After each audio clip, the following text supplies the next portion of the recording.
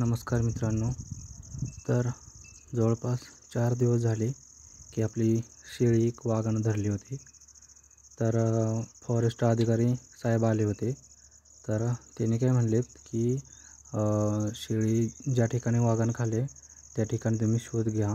आणखीन जर काय भेटली तर आम्हाला सांगा, जेणेकरून पुढं पंचनामा वगैरे करता येईल. काय मदत वगैरे भेटली तर त्याच्यासाठी फोटो थोडेफार लागतील, पुरावा प्रूफ लागेल की शेळी वाघानंच खाल्ल्या म्हणून.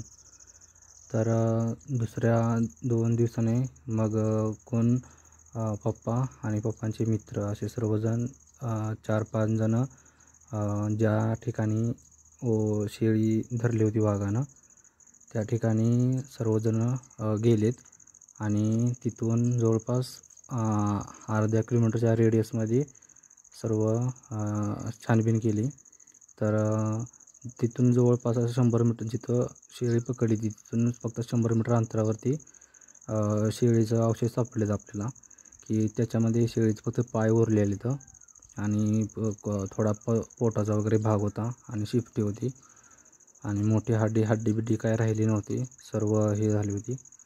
तर परतनं साहेबांना फोन केला की शेळी ज्या ठिकाणी वाघानं खाल्ल्या त्या ठिकाणी भेटली आम्हाला त्या थोड्या अंतरावरती.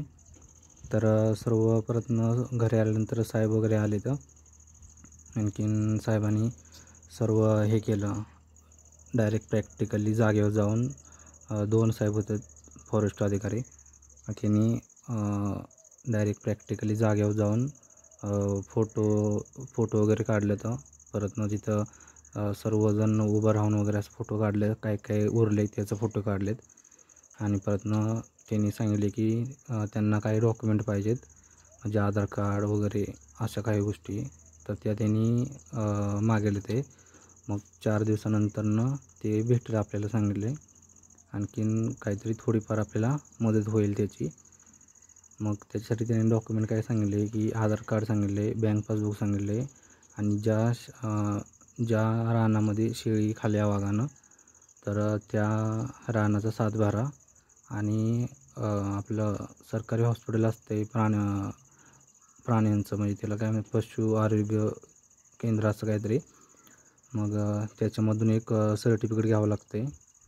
मग ते एवढं सगळं जमा केल्यानंतरनं पुढील प्रोसेस होईल. तर मी तुम्हाला सांगत राहील की आणखीन पुढं काय झालं आहे ते.